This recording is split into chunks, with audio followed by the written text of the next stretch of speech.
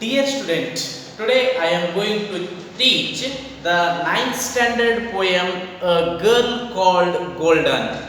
A Girl Called Golden, this poem written by David Batson.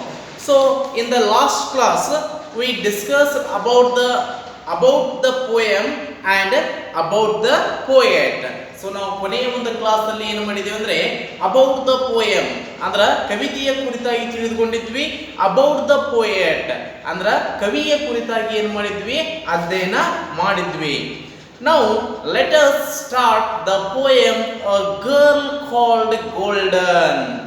ಒಂದು ಚಿನ್ನದ ಹುಡುಗಿ, ಆ ಹುಡುಗಿ ಏನಂತ ಕರೀತಾ ಇದ್ರು, ಚಿನ್ನದ ಹುಡುಗಿ ಅಂತ ಕರೀತಾ ಇದ್ರು. A girl called golden. Why did you run when your schoolmates were walking? ಆ ಚಿನ್ನದ ಹುಡುಗಿ ಬೆಟ್ಟಿ ಕರ್ತ್ಬರ್ಟ್ ಅಂತ ಹೆಸರು. ಯಾರಕ್ಕೆ? ಬೆಟ್ಟಿ ಕರ್ತ್ಬರ್ಟ್. ಆ ಬೆಟ್ಟಿ ಕರ್ತ್ಬರ್ಟ್ ಅವರಿಗೆ ಡೇವಿಡ್ ಬ್ಯಾಟ್ಸನ್ ಅವರು ಕೇಳ್ತಾ ಇದ್ದಾರೆ ಏನಂದ್ರೆ, why did you run when your schoolmates were walking?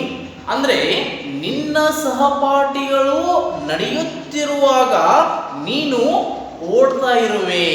ಅಂದ್ರೆ ನೀನು ಅವರಿಗಿಂತ ಒಂದು ಹೆಜ್ಜೆ ಏನಿದೆಯಾ, ಮುಂದೆ ಇದೆಯಾ. ವೈ, ಯಾಕೆ ಅವ್ರು ಇನ್ನೂ ನಡೀತಾ ಇದ್ದಾರೆ. Why did you run when your schoolmates were walking. ಅವ್ರು ಇನ್ನೂ ನಡೀತಾ ಇದ್ದಾರೆ, ನಿನ್ನ ಸಹಪಾಠಿಗಳು ನಡೆಯುವಂತ ಸಂದರ್ಭದಲ್ಲಿ ನೀ ಏನು ಮಾಡ್ತಾ ಇದೀಯಾ, ಓಡ್ತಾ ಇದೀಯಾ. ಅಂದ್ರ ನೀನು ಅವರಿಗಿಂತ ಒಂದು ಹೆಜ್ಜೆ ಏನಿದೆಯಾ, ಮುಂದೆ ಇದೆಯಾ. Why did you sprint if they started to run. ಅಷ್ಟೇ ಅಲ್ಲ, if they started to run, ಅವರು ಓಡಲಿಕ್ಕೆ ಆರಂಭಿಸಿದಾಗ ವೈ ಡಿಡ್ ಯು ಸ್ಪ್ರಿಂಟ್, ನೀನು ಏಕೆ ವೇಗವಾಗಿ ಓಡಲಿಕ್ಕೆ ಆರಂಭಿಸಿದೆ. ಅವರು ನಡೀತಾ ಇದ್ರು, ನೀನು ಓಡ್ತಾ ಇದೀಯಾ. ಅವರು ಓಡ್ತಾ ಇದ್ದಾರೆ, ನೀನು ಅತಿ ವೇಗವಾಗಿ ಓಡ್ತಾ ಇದೀಯಾ. ಯಾಕೆ? Why did you sprint if they started to run. ಯಾಕೆ ನೀನು ಅವರು ಓಡುವಂತ ಸಂದರ್ಭದಲ್ಲಿ, if they started to run, ಅವರು ಓಡುವಂತ ಸಂದರ್ಭದಲ್ಲಿ ಏನು ಮಾಡ್ತಾ ಇದೀಯಾ, ವೈ ಡಿಡ್ ಯು ಸ್ಪ್ರಿಂಟ್, ನೀನು ಏಕೆ ಅತಿ ವೇಗದಲ್ಲಿ ಓಡ್ತಾ ಇದೀಯಾ ಅನ್ನೋ ಮಾತನ್ನ ಕೇಳ್ತಾ ಇದ್ದಾರೆ. And why did you train while others were playing. ಇನ್ನೂ ನಿನ್ನ ಸಹಪಾಠಿಗಳು ಆಟ ಆಡುವಂತ ಸಂದರ್ಭದಲ್ಲಿ ಆಟ ಆಡ್ತಾ ಇದ್ದಾರೆ, but why did you train, ನೀನು ಅವರಿಗೆ ತರಬೇತಿ ನೀಡುವಂತಹ ಮಟ್ಟಿಗೆ ಬೆಳೆದಿದ್ದೀಯಾ. ಯಾಕೆ ಅದು ಎಲ್ಲವನ್ನು ನೋಡಿದಾಗ ನೀನು ನಿನ್ನ ಸಹಪಾಠಿಗಳಿಗಿಂತ ಏನಿದೆಯಾ, ಎಕ್ಸ್ಟ್ರಾಆರ್ಡಿನರಿ ಪರ್ಸನ್ ಇದೆಯಾ, ಸಾಕಷ್ಟು ಮುಂದಿದೆಯಾ ಅಂತ ಗೊತ್ತಾಗ್ತದ. Why did you train while others were playing. What was the secrets that made it seem fun. ಎಲ್ಲವೂ ಕಾಣಲಿಕ್ಕೆ ಒಂದು ಮನರಂಜನೆ ತರ ಅನಿಸ್ತಾ ಇದೆ, ಬಟ್ ನೀನು ಎಲ್ಲದಕ್ಕಿಂತ ಮುಂದಿದೆಯಲ್ಲ. ವಾಟ್ ವಾಸ್ ದ ಸೀಕ್ರೆಟ್, ಏನಿದರ ರಹಸ್ಯ ಅಂತ ಏನ್ ಮಾಡ್ತಾ ಇದ್ದಾರೆ, ಕೇಳ್ತಾ ಇದ್ದಾರೆ. ನೋಡ್ರಿ, what was the secret that made it seem fun. So ನೋಡ್ಲಿಕ್ಕೆ ಎಲ್ಲವೂ ಕೂಡ ಅನಿಸ್ತಾ ಇದೆ, ಏನಂದ್ರೆ ಎಲ್ಲವೂ ಮಜಾ ಅನಿಸ್ತಾ ಇದೆ, ಎಲ್ಲವೂ ಕೂಡ ಒಂದು ಮನರಂಜನೆ ಅನಿಸ್ತಾ ಇದೆ, ಬಟ್ ಅದನ್ನೆಲ್ಲವನ್ನು ಸೂಕ್ಷ್ಮವಾಗಿ ನೋಡಿದಾಗ ನೀನು ಎಲ್ಲರಿಗಿಂತಲೂ ಮುಂದಿದೆಯಾ. ವಾಟ್ ವಾಸ್ ದ ಸೀಕ್ರೆಟ್, ಏನಿದರ ರಹಸ್ಯ ಅನ್ನೋ ಮಾತನ್ನ ಏನು ಮಾಡ್ತಾರೆ, ಕೇಳ್ತಾ ಇರ್ತಾರೆ. ನೋಡ್ರಿ, why did you run when your schoolmates were walking. Why did you sprint if they started to run. Why did you train while others were playing? What was the secret that made it seem fun ಅಂತ ಇಲ್ಲಿ ಹೇಳ್ತಾರೆ. ಅಂದ್ರೆ ಒಂದನೇ ಪ್ಯಾರದಲ್ಲಿ ನಾನು ಏನು ನೋಡ್ತೀವಿ ಅಂದ್ರೆ, ಬೆಟ್ಟಿ ಕರ್ತ್ಬರ್ಟ್ ಹೆಂಗಿದ್ರು ಅಂದ್ರೆ, ಅವರ ಸಹಪಾಠಿಗಳು ನಡೆಯುವಂತ ಸಂದರ್ಭದಲ್ಲಿ ಇವರು ಓಡ್ತಾ ಇದ್ರು, ಅವರ ಸಹಪಾಠಿಗಳು ಓಡುವಂತ ಸಂದರ್ಭದಲ್ಲಿ ಇವರು ಅತಿ ವೇಗವಾಗಿ ಓಡ್ತಾ ಇದ್ರು. ಇವರ ಸಹಪಾಠಿಗಳು ಆಟ ಆಡುವಂತ ಸಂದರ್ಭದಲ್ಲಿ ಅವ್ರೇನ್ ಮಾಡ್ತಾ ಇದ್ರು ಅಂದ್ರೆ, ಅವರಿಗೆ ತರಬೇತಿಯನ್ನು ನೀಡ್ತಾ ಇದ್ರು. ಎಲ್ಲವೂ ನೋಡಲಿಕ್ಕೆ ಒಂದು ಮಜಾ ಅನಿಸ್ಬೋದು, ಆದರೂ ಏನಿದರ ಒಂದು ರಹಸ್ಯ ಅಂತ ಒಂದನೇ ಪ್ಯಾರಾದಲ್ಲಿ ಹೇಳ್ತಾ ಇದ್ದಾರೆ. Second one, was it the feel of the fresh air and sunshine. Was it the steal of the breeze in your hair. What made the coach recognize you were special special? Was it because you had courage to spare? Yes. Was it the feel of the fresh air and sunshine? So ನನಗೆ ಯಾವ ರೀತಿ ಅನಿಸ್ತದೆ, ನಮ್ಮಲ್ಲಿ ಯಾವ ರೀತಿಯಾದಂಥ ಭಾವನೆ feel, ನಮ್ಮಲ್ಲಿ ಯಾವ ರೀತಿಯಾದಂಥ ಭಾವನೆ ಬರ್ತದೆ ಅಂದ್ರೆ, was it the feel of the fresh air and sunshine. ಅಂದ್ರ ನಿನ್ನಲ್ಲಿರುವಂತ ಒಂದು ಸಾಧನೆ ಇರಬಹುದು, ಹೊಸದಾದಂತ ಸಾಧನೆ ಇರಬಹುದು, ಅದು ಹೆಂಗ್ ಕಾಣಿಸ್ತಾ ಇದೆ ಅಂದ್ರೆ ಸೂರ್ಯಕಾಂತಿಯ ತರ ಮತ್ತು ಪರಿಶುದ್ಧವಾದಂತಹ ಒಂದು ಗಾಳಿಯ ಒಂದು ಶುದ್ಧವಾದಂತ ಗಾಳಿಯ ತರ, ಸನ್ಶೈನ್ ಪ್ರಕಾಶಮಾನವಾದಂತ ಸೂರ್ಯನ ಒಂದು ತರ ಯಾವ ರೀತಿ ಹೊಳಿತಾ ಇದೀನಲ್ಲ, ನಿನ್ನಲ್ಲಿರುವಂತ ಅಚೀವ್ಮೆಂಟ್ ನೋಡಿದಾಗ ನಮ್ಗೆ ಯಾವ ರೀತಿ ಭಾವನೆ ಬರ್ತಾ ಇದೆ, ಫ್ರೆಶ್ ಏರ್ ಅಂಡ್ ಸನ್ಶೈನ್. ಸೂರ್ಯಕಾಂತಿಯ ತರ ಅನ್ಬಹುದು, ಸೂರ್ಯನ ಕಾಂತಿಯ ತರ ಅನ್ಬಹುದು, ಸೂರ್ಯನ ಪ್ರಕಾಶಮಾನವಾದ ಬೆಳಕಿನ ತರ ಅನ್ಬಹುದು, ಪರಿಶುದ್ಧವಾದ ಗಾಳಿಯ ತರ ಏನ್ ಮಾಡ್ತಾ ಇದೆ, ನಿನ್ನ ಸಾಧನೆಯ ರೂಪ ನಮಗೆ ಏನ್ ಮಾಡ್ತಾ ಇದೆ, ಕಂಡು ಬರ್ತಾ ಇದೆ. ಆ ರೀತಿ ನಮ್ಮಲ್ಲಿ ಭಾವನೆ ಬಂದು ನಿನ್ನ ಅಚೀವ್ಮೆಂಟ್ ಅನ್ನ ನೋಡಿ, ನಿನ್ನ ಸಾಧನೆ ನೋಡಿ ನಮಗೆ ಆ ರೀತಿಯಾದಂತ ಫೀಲ್ ಆಗ್ತಾ ಇದೆ. Was it the feel of the fresh air and sunshine? Was it the steel of the breeze in your hair? ಅಂದ್ರೆ ನಿನ್ನ ಒಂದು ಕೂದಲುಗಳನ್ನು ಒಂದು ಸೊಗಸಾದಂತಹ ತಂಗಾಳಿಯಿಂದ ಏನು ಮಾಡ್ತಾ ಇದ್ರೆ ಒಂದು ರೀತಿ ಬೀಸ್ತಾ ಇವೆ ಅಂತ ಹೇಳ್ತಾರೆ. Was it the steal of the breeze in your hair? So hair means what is the meaning of the hair? ಕೂದಲು. ಸ್ಟೀಲ್ ಮೀನ್ಸ್ ಒಂದು ರೀತಿ ಕೆದರುವುದು. ಸೊ ಹೊಯ್ದಾಡ್ತಾ ಇದ್ದಾವೆ. ಒಂದು ತಂಪಾದ ಒಂದು ಗಾಳಿಗೆ ನಿನ್ನ ಕೂದಲು ಹೆಂಗಂದ್ರೆ ಒಂದು ಸೊಗಸಾದ ತಂಪಾದ ಗಾಳಿಗೆ ನಿನ್ನ ಕೂದಲುಗಳು ಏನ್ ಮಾಡ್ತಾರೆ, ಹೊಯ್ದಾಡ್ತಾ ಇದ್ದಾವೆ ಅಂತ ಹೇಳ್ತಾ ಇದ್ದಾರೆ. What's it the steal of the breeze in your hair? What made the coach recognise you were special? ಏನಂತ ನಿನಗೆ ಆ ಕೋಚ್ ತರಬೇತುದಾರ ಈ ನಿನ್ನಲ್ಲಿರುವುದೊಂದು what made the coach recognise you were special, ನೀನು ಎಲ್ಲರಿಗಿಂತಲೂ ಸ್ಪೆಷಲ್ ಅಂತ ಹೇಗೆ ಕೋಚ್ ನಿನ್ನನ್ನು ಗುರುತಿಸಿದ? ಎಲ್ಲವೂ ಕೂಡ ವಿಶೇಷ. So what made the coach recognise you were special?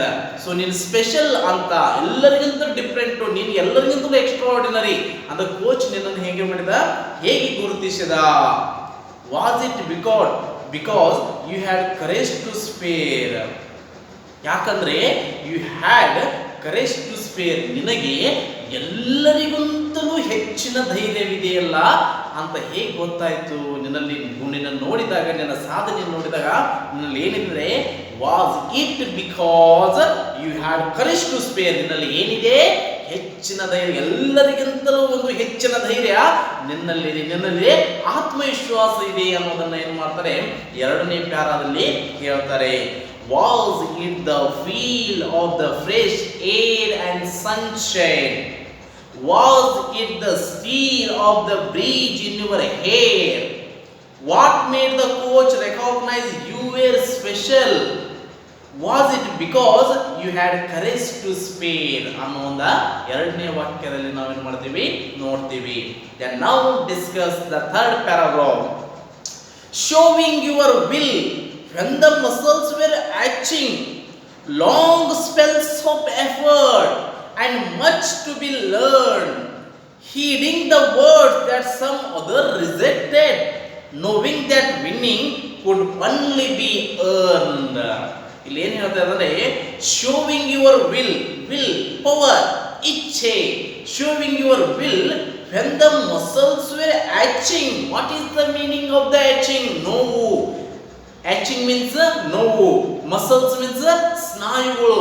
ನೀನು ಪರಿಶ್ರಮ ಪಡುತ್ತಿರುವಂತಹ ಸಂದರ್ಭದಲ್ಲಿ ಏನಾಗ್ತಿದೆ ಅಂದ್ರೆ, showing your will when the muscles were aching, ನಿನ್ನ ಸ್ನಾಯುಗಳಲ್ಲಿ ನೋವು ಕಂಡು ಬರ್ತಾ ಇದ್ರು ಕೂಡ, ನೀನು ಪ್ರಯತ್ನ ಪಡುವಂತ ಸಂದರ್ಭದಲ್ಲಿ, ನೀನು ಪರಿಶ್ರಮ ಪಡುತ್ತಿರುವಂತಹ ಸಂದರ್ಭದಲ್ಲಿ, ಸಾಕಷ್ಟು ನೋವುಗಳನ್ನು ಎದುರಿಸುತ್ತಿರುವಂತಹ ಸಂದರ್ಭದಲ್ಲಿಯೂ ಕೂಡ ನೀನು ನಿನ್ನ ಇಚ್ಛೆ ಹೆಂಗಿದೆ, ಶೋವಿಂಗ್ ಯುವರ್ ವಿಲ್, ನನಗೆ ಏನೇ ಆಚರಣೆ ಬರಲಿ, ಎಷ್ಟೇ ನೋವಾಗಲಿ, ನಾನು ಸಾಧನೆ ಮಾಡಲೇಬೇಕು ಅನ್ನೋದು ಏನಿತ್ತಲ್ಲ ನಿನ್ನಲ್ಲಿ ಹಠ, showing your will when the muscles were aching. ಸಾಕಷ್ಟು ನಿನ್ನ ಮಸಲ್ ಸ್ನಾಯುಗಳಲ್ಲಿ ನೋವುಗಳು ಕಂಡು ಬರ್ತಾ ಇದ್ರು, ನಿನ್ನ ಸಾಧನೆಗೆ ಅಡ್ಡಿ ಬರಬಾರ್ದ ನಿನ್ನ ಎಲ್ಲವನ್ನೂ ಎದುರಿಸಿ ನಿಂತೆ. ನಿನ್ನ ಅಂತಹ ಒಂದು ದೃಢವಾದಂಥ ಇಚ್ಛೆ ಯಾರಲ್ಲಿದೆ? ನಿನ್ನಲ್ಲಿದೆ. Long spell efforts, long spell, ನೀನು ಸಾಧನೆಯನ್ನು ಮಾಡಲಿಕ್ಕೆ ಗೋಲ್ಡ್ ಮೆಡಲ್ ಅನ್ನು ತರಗೋಸ್ಕರ ಒಂದಿನೂ ಎರಡಿನ ಪರಿಶ್ರಮ ಪಡಲಿಲ್ಲ. ಲಾಂಗ್ ಸ್ಪೆಲ್ ಎಫರ್ಟ್ಸ್, ಸಾಕಷ್ಟು ದಿನಗಳವರೆಗೆ ನೀನು ಮಾಡಿದೆಯಾ? ಎಫರ್ಟ್ ಹಾಕಿದೆಯಾ, ಪ್ರಯತ್ನ ಪಟ್ಟಿದೆಯಾ, ಪರಿಶ್ರಮ ಪಟ್ಟಿದೆಯಾ? ಹೌದು. ಒಬ್ಬ ವ್ಯಕ್ತಿ ಜೀವನದಲ್ಲಿ ಏನನ್ನಾದರೂ ಒಂದು ಸಾಧಿಸಬೇಕಾದ್ರೆ, ಅಚೀವ್ಮೆಂಟ್ ಮಾಡಬೇಕಾದ್ರೆ ಒಂದಿನಕ್ಕೂ ಎರಡು ದಿನಕ್ಕೂ ಅಂದ್ರೆ ಅಚೀವ್ಮೆಂಟ್ ಮಾಡ್ತೀನಿ ಅಂದರೆ ಸಾಧ್ಯವಾಗುವುದಿಲ್ಲ. ಅಲ್ಲಿ ಏನು ಬೇಕಂದ್ರೆ ನಿರಂತರವಾದಂತಹ ಪರಿಶ್ರಮ ಬೇಕು, ತಾಳ್ಮೆ ಬೇಕು, ಅಲ್ಲಿ ದುಡಿಮೆ ಬೇಕು, ಆತ್ಮವಿಶ್ವಾಸ ಬೇಕು. ಸೊ ಇದೆಲ್ಲ ಇದ್ದಾಗ ಒಂದು ಗುರಿಯ ಕಡೆ ಏನು ಮಾಡ್ಬೋದು ನಾವು? ಗುರಿಯ ಸಾಧನೆಯಂತ ನಾವೇನು ಮಾಡೋದು? ಮುಖ ಮಾಡಬಹುದು. ಇಲ್ಲಿಯೂ ಕೂಡ ಬೆಟ್ಟಿ ಕತ್ಬಾರ್ದು ಕೂಡ ಏನು ಹೇಳ್ತಂದ್ರೆ, showing your will when the muscles were aching, long spell of effort and much to be learn. ನೀನು ನಿನ್ನ ಸಾಧನೆಯನ್ನು ಮಾಡಲಿಕ್ಕೆ ಸಾಕಷ್ಟು ಎಫರ್ಟ್ ಆಗಿದೆಯಾ, ಸಾಕಷ್ಟು ಪರಿಶ್ರಮ ಪಟ್ಟಿದೆಯಾ, and much to be learn, ಅದರಿಂದ ಸಾಕಷ್ಟು ನೀನು ಕಲಿತಿದೀಯಾ, ಹೊಸ ಹೊಸ ಅನುಭವ ನಿನಗೆ ಸಿಕ್ಕಿದೆ, ಸಾಕಷ್ಟು ಕಲಿತಿದೀಯಾ ಅನ್ನೋ ಮಾತನ್ನ ಏನು ಮಾಡ್ತಾ ಇದ್ದಾರೆ? ಇಲ್ಲಿ ಹೇಳ್ತಾ ಇದ್ದಾರೆ. Much to be learned, heeding the words that some other rejected. ಅಂದ್ರೆ ಸಾಧನೆಯ ಹಾದಿಲಿ ಹೋಗುವಾಗ ಕೆಲವೊಂದು ಜನ ಏನ್ ಮಾಡ್ತಾರೆ ಅಂದ್ರೆ ಪರಿಶ್ರಮ ಪಡ್ತಾರೆ, ಆತ್ಮವಿಶ್ವಾಸ ಇರ್ತದೆ. ಆದ್ರೆ ಕೆಲವೊಂದು ಜನ ಏನ್ ಮಾಡ್ತಾರೆ ಅಂದ್ರೆ ಹೀಡಿಂಗ್ ದ ವರ್ಡ್ಸ್, ಯಾರೋ ಒಬ್ಬ ಒಳ್ಳೆ ಮಾತನ್ನು ಹೇಳ್ತಾ ಇದಾರೆ, ಅದನ್ನ ಏನ್ ಮಾಡ್ತಾರೆ? ಕೇರ್ಲೆಸ್ ಮಾಡ್ತಾ ಇದಾರೆ, ನಿರ್ಲಕ್ಷ್ಯ ತೋರಿಸ್ತಾರೆ. ದಟ್ ಸಮ್ ಅದರ್ಸ್ ರಿಜೆಕ್ಟೆಡ್, ಅದನ್ನ ಏನ್ ಮಾಡ್ಬಿಡ್ತಾರೆ? ಸಂಪೂರ್ಣವಾಗಿ ಏನ್ ಮಾಡ್ತಾರೆ? ನಿರ್ಲಕ್ಷ್ಯ ಮಾಡಿಬಿಡ್ತಾರೆ. Knowing that winning could only be ours. ಆದ್ರೆ ಯಾರು ತಿಳ್ಕೊಂಡ ಜೀವನದಲ್ಲಿ ಇನ್ನೊಬ್ಬರು ಒಳ್ಳೆ ಮಾತುಗಳು ಕೇಳಿ ಒಂದು ಸಾಧನೆಯಂತ ಮುಖ ಮಾಡ್ತಾರಲ್ಲ, knowing that winning could only be ours, ಅವರು ಮಾತ್ರ ಜೀವನದಲ್ಲಿ ಸಾಧನೆಯನ್ನು ಗಳಿಸಲಿಕ್ಕೆ ಸಾಧ್ಯ ಅನ್ನೋದನ್ನ ಏನು ಮಾಡ್ತಾ ಇದ್ದಾರೆ? ಈ ಪ್ಯಾರಾದಲ್ಲಿ ಹೇಳ್ತಾ ಇದ್ದಾರೆ. Sowing your will when the muscles were aching, long spell of effort and much to be learned, heeding the words that some other rejected, knowing that winning could only be earned. Then next para, time slipped away, then came the Olympics, still in your teens but spurred on by the cheers, glory at last as you gain your gold medals, a time to remember the rest of your years. Yes, time slipped away. So time is very important. ಇಲ್ಲಿ ವೇಳೆ ಸಮಯ ಅನ್ನೋದು ಸಾಧನೆ ಮಾಡುವಂಥ ವ್ಯಕ್ತಿಗೆ ಏನಾಗ್ತದೆ ಅಂದರೆ ಆ ವೇಳೆ ಅನ್ನೋದು ಬಹಳಷ್ಟು ಏನಾಗ್ತದ ಮಹತ್ವದಾಗಿರ್ತದ. ಸಾಧನೆ ಮಾಡೋ ಪ್ರತಿ ಕ್ಷಣವೂ ಕೂಡ ಏನಾಗಿರ್ತದ? ಇಂಪಾರ್ಟೆಂಟ್ ಆಗಿರ್ತದ. ಟೈಮ್ ಸ್ಲಿಪ್ ಅವೇ, ವೇಳೆ ಏನಾಗ್ತಾ ಇದೆ? ದಿನದಿಂದ ದಿನಕ್ಕೆ ಏನಾಗ್ತಾ ಇರ್ತದ? ಮುಂದೆ ಸಾಗ್ತಾ ಇರ್ತದ. Then came to Olympics. ಆ ವೇಳೆ ಎಲ್ಲಿ ಬಂತಂತಂದ್ರೆ ಒಲಿಂಪಿಕ್ಸ್ ಅನ್ನೋ ಒಂದು ಸಾಧನೆಗೆ, ಒಬ್ಬರ ಸಾಧನೆ ಮಾಡೋದಕ್ಕೆ ಆ ಒಂದು ಹೆಜ್ಜೆಗೆ ಅಲ್ಲಿ ಬಂತು, ನಿಂತು. Then came the Olympics. ಅಂತೂ ಏನು ಬಂತು? ಒಲಿಂಪಿಕ್ಸ್ ಬಂದೇ ಬಿಡ್ತು. Still in your teens but spurred on by the cheers. ನೀನು ಹದಿಹರಿಯ ವಯಸ್ಸಿನವರಿಗಿದ್ರೂ ಕೂಡ but spurred on by the cheers. Spurred encourage to try harder to achieve something. Spurred ಪ್ರಚೋದನೆ ಅಂತ ಹೇಳ್ಬೋದು. ಏನನ್ನಾದರೂ ಮಾಡಲಿಕ್ಕೆ ಪ್ರಚೋದನೆ ನನ್ನಲ್ಲಿ ಏನಾಗ್ತಾ ಇದೆ? ನಾನು ಏನಾದರೂ ಮಾಡಬೇಕು, ಜೀವನದಲ್ಲಿ ನಾನು ಏನಾದರೂ ಅಚೀವ್ಮೆಂಟ್ ಮಾಡಬೇಕು. ವಯಸ್ಸು ಸಣ್ಣದಾದ್ರು, ಇನ್ನೂ ಹದಿಹರೆಯ ವಯಸ್ಸಿದ್ರು ಕೂಡ, ಸ್ಟಿಲ್ ಇನ್ ಯುವರ್ ಟೀನ್ಸ್, ಹದಿಹರೆಯ ವಯಸ್ಸಿದ್ರು ಕೂಡ but spurred on by the cheers. ಆದರೆ ಅಲ್ಲಿ ನನಗೆ ಪ್ರಚೋದನೆ ಅಂತ ಸಿಗ್ತಿದೆ, ನಾನು ಏನನ್ನಾದರೂ ಸಾಧನೆ ಮಾಡಲೇಬೇಕು, ಅಚೀವ್ಮೆಂಟ್ ಮಾಡಲೇಬೇಕು ಎನ್ನುವ ಒಂದು ಅಲ್ಲಿ ನನಗೆ ಏನಾಗ್ತಾ ಇದೆ? ಅಲ್ಲಿ ಪ್ರಚೋದನೆ ಸಿಗ್ತಾ ಇದೆ. Glory at last. ಆ ಒಂದು ಸಾಧನೆ ಮಾಡುವಂಥ ವೈಭವದ ಕ್ಷಣ ಕೊನೆಗೂ ಬಂದುಬಿಡ್ತು. As your gained your gold medals. ನೀನು ಸಾಕಷ್ಟು ಪರಿಶ್ರಮ ಪಟ್ಟಿದ್ದಕ್ಕೆ ನೀನು ಏನು ಮಾಡಿದೆಯಾ? Gold medals. As you gained your gold medals. ನೀನು ಗೋಲ್ಡ್ ಮೆಡಲ್, ಚಿನ್ನದ ಪದಕವನ್ನು ಏನು ಮಾಡಿದೆಯಾ? ಗೆದ್ದು ಬಿಟ್ಟಿದೆಯಾ. Time to remember the rest of your years. ಸಾಧನೆ ಮಾಡಿದ ನಂತರ ವರ್ಷಗಳು ಬರ್ತಾವಲ್ಲ, ಇನ್ನು ಆ ವರ್ಷದಲ್ಲಿ ನೀ ಏನು ಮಾಡ್ಬೋದು ಅಂದರೆ ಟೈಮ್ ಟು ರಿಮೆಂಬರ್ ನೀನು ಮಾಡಿದಂಥ ಸಾಧನೆಗಳು ನೆನಪಿಸಿಕೊಳ್ಳಬಹುದು. ನಾನು ನನ್ನ ದೇಶಕ್ಕೋಸ್ಕರ ಈ ರೀತಿ ಸಾಧನೆ ಮಾಡಿರಲ್ಲ, ಒಲಿಂಪಿಕ್ಸ್ನಲ್ಲಿ 4 ಚಿನ್ನದ ಪದಕಗಳು ತಂದು ಕೊಟ್ಟಿನಲ್ಲ, ಆ ಕ್ಷಣಗಳನ್ನು ಏನು ಮಾಡಬಹುದು ಅಂದರೆ ನೆನಪು ಮಾಡಿಕೊಳ್ಳಬಹುದು ಅಂತ ಇಲ್ಲಿ ಹೇಳ್ತಾ ಇದ್ದಾರೆ. Time slipped away, then came the Olympics, still in your teens but spurred on by the cheers, glory at last as you gained your gold medals. A time to remember the rest of your eyes, your years, the rest of your years. ಏನಿದ್ರೆ a time to remember the rest of your years ಎಂದ years ಅಂತ ಇಲ್ಲಿ ಹೇಳಿದರು. Okay, so ಇಲ್ಲಿ ಏನು ಮುಗಿತಂದ್ರೆ girl called golden ಎನ್ನುವ ಒಂದು poem ಏನಾಯಿತು ಇಲ್ಲಿಗೆ ಮುಕ್ತಾಯಗೊಂಡಿತು. Once again I have just read it this poem, listen carefully. Why did you run when your schoolmates were walking? Why did you sprint if they started to run? Why did you train while others were playing? What was the secret that made it seem fun? Was it the feel of the fresh air and sunshine? Was it the steel of the breeze in your hair? What made the coach recognize you were special?